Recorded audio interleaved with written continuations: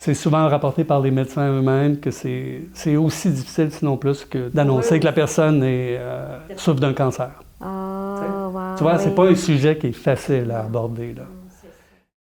Bonjour à tous et toutes. Merci de vous joindre à nous et bienvenue à l'Institut de recherche Life, un institut qui met l'accent sur le vieillissement en santé, sur une vie saine. Aujourd'hui, c'est un grand honneur pour moi d'être joint de mon collègue, professeur Sylvain Gagnon, qui est professeur à l'École de psychologie, mais aussi le directeur en ce moment de notre école. Et il est aussi directeur du laboratoire de recherche sur le vieillissement cognitif et la conduite automobile. Sa recherche se concentre sur la compréhension du déclin cognitif qui vient avec le vieillissement, qui est tout à fait normal, mais aussi d'essayer de trouver des programmes d'intervention qui peuvent aider à préserver nos capacités de conduite. Il utilise des simulateurs pour aider les participants et les gens qui ont ce besoin et qui veulent s'améliorer dans leur conduite automobile. Alors aujourd'hui, on va discuter de tout ça ensemble.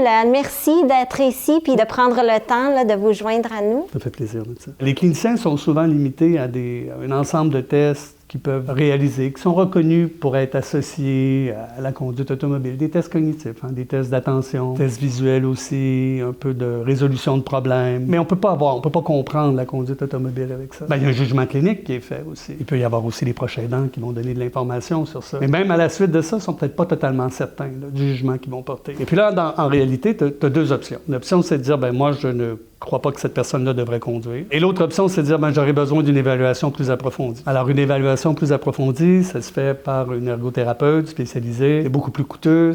C'est des centaines de dollars qui doivent être investis. Et puis là, il y a un jugement qui est fait, là, qui est déterminé par la suite. Ce que mes collègues pensent, c'est que peut-être que la simulation, vu qu'on peut le faire à l'hôpital, relativement peu coûteux une fois que l'appareil est acheté, etc., peut-être que là, ça peut donner des informations additionnelles aux cliniciens. C'est-à-dire que là, lorsque le clinicien a des doutes, il peut dire, je vais les mettre dans un contexte de simulation et je vais voir, est-ce qu'ils sont capables de s'adapter à cet environnement-là, puis à produire des comportements qui me semblent être soit en accord avec moi, je pense, comme étant comme difficulté, ou peut-être je vais observer que dans le fond, ces gens-là semblent très bien se comporter là, sur simulation. Ils sont en train d'évaluer cet élément-là. Quels sont les éléments qu'on peut extraire là, de la simulation qui pourraient leur permettre de porter un jugement là, encore plus valide là, sur l'état, si tu veux, ou la sécurité là, des conducteurs. Ce qui est triste là-dedans, entre autres dans les provinces où c'est requis de la part des médecins de porter un jugement sur ça. C'est une obligation là, en Ontario d'avoir reporté qu'une personne n'est plus en mesure de conduire son véhicule. C'est qu'il peut arriver que les personnes âgées, en raison de ce qu'eux-mêmes observent chez elles, en raison aussi de l'importance de la conduite automobile, c'est qu'ils hésitent à aller voir leur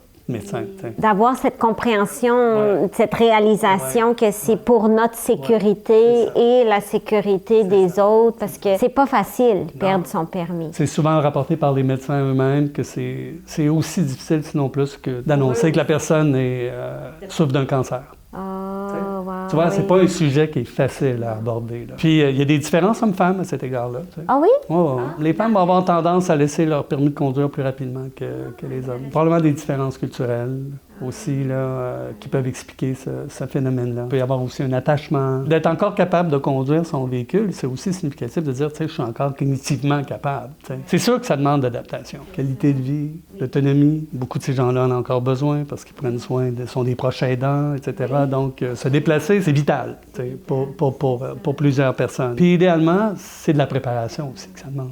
Au même titre que, on pourrait dire à 40-50 ans, moi, j'ai le goût d'aller vivre dans un chalet au début de ma retraite, mais peut-être qu'à 75 ans, on va commencer à réfléchir, j'ai besoin d'un peu plus de soins de santé. Et là, mon chalet est à 300 km là, de la clinique la plus proche. C'est peut-être le temps que je pense à peut-être me rapprocher. Et bon, évidemment, là, je parle dans des conditions où les personnes ont les ressources financières, mais on n'a pas le choix de réfléchir à ça aussi. Le transport public, il est là, puis il est important. Là. C'est pas tout le monde qui a cette possibilité-là. Quand on vit en région éloignée, on a très peu là, de transport adapté, par exemple. Là. Oui, absolument, absolument. L'idée, c'est pas uniquement d'évaluer parce que les médecins sont là pour évaluer, mais est-ce qu'on peut contribuer aussi là, à maintenir ou à aider ces gens-là à pouvoir toujours conduire leur automobile, du moins pendant une période prolongée, là, si tu veux, comparativement à prendre définitivement une décision, parce que tout ce qui concerne la conduite automobile, chez quelqu'un qui est encore capable de conduire, il y a de la flexibilité. T'sais.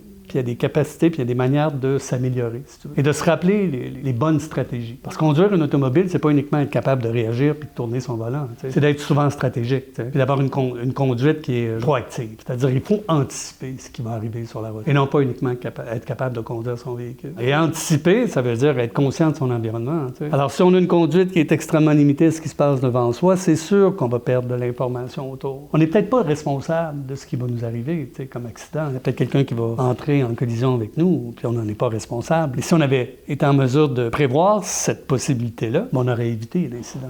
Parce que c'est capital pour les conducteurs âgés. Il ne faut pas être impliqué dans un accident de la route. Mais il ne faut pas oublier que ça, c'est un comportement, et probablement un des comportements les plus complexes de la vie quotidienne, que l'on fait à tous les jours. Merci beaucoup, professeur Gagnon, d'avoir pris le temps de venir partager votre expertise avec nous sur un sujet qui nous touche tellement. Comme vous le savez, le mandat de l'Institut de recherche Life, c'est vraiment de promouvoir une vie saine, un vieillissement actif, un vieillissement en santé, avec voix et choix. Puis on veut garder cette indépendance, cette autonomie. En quelque sorte, quand on perd nos capacités de conduite, on a l'impression de perdre cette indépendance-là. Alors, ça nous éclaire tellement d'avoir eu cette discussion avec vous. Merci d'avoir pris le temps de vous joindre à nous. Les chers membres, si vous avez aimé notre capsule, n'hésitez pas à nous suivre sur les canaux YouTube et sur les médias sociaux aussi pour que vous puissiez être avisés à chaque fois qu'on vient ajouter une nouvelle capsule. Merci beaucoup pour votre temps.